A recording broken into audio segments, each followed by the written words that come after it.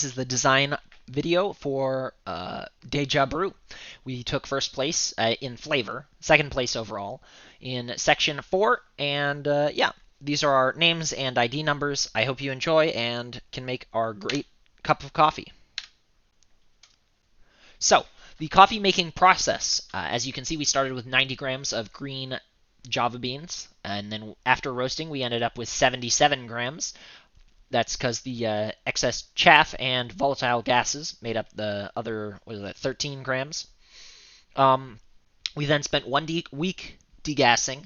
That is between the competition and when we roasted our beans, which is just pretty standard for what we were doing in the class. And then we took out 39 grams of roasted coffee beans, because that's really all we needed. The 90 is just if you really want to replicate exactly what we did. So then we set aside the extra beans. We did a grind size of 8. We kind of titrated this out after playing with it quite a bit, and we were like, okay, we tried really high grinds all the way up to like 36, and we tried low grinds all the way down to like 6, and we liked 8 the best, and so we stuck with that. We, of course, had the same number of grams because we didn't really lose anything to the grinder, and then we split it into 3 different Clever Coffee brewers. We liked the Clever Coffee brewer. It's just what worked for us. We tested out a couple, but this is the one we stuck with because in practice it seemed to give us really good results. And we did a 6-minute extraction, which we played with a bunch of extraction times, and this is what we came out to being the best. You'll notice that we have a lot of water and very little coffee. Our brew ratio was kept high for energy purposes, and also because we found that this, while keeping our brew ratio very high, allowed us to get some good tasting coffee, hence why we got first in flavor. You'll note that this brewed coffee out here is much lower than the other ones, and that's because we accidentally removed it a little too early. Luckily, we still scraped across the line with exactly the amount of coffee we needed, down to the 0.1 grams, which is crazy and a miracle, but yeah. This is how it shook out, and probably you'd expect more like 3 of these, and so we'll get into the optimizations later. All right, energy usage. Here you can see a video of me taking a look. It was 0.2 kilowatt hours, which we can see right over here. It's on the sheet. You'll also note we got best name, first in taste, and second overall. Love to brag about that. It went great. It went great. Fantastic, but we'll get to that. For the total energy, you'll see the calculations over here, but this is how it shook out. We didn't win first in the taste over energy, but we definitely got close. So some energy logic went in, but more could have.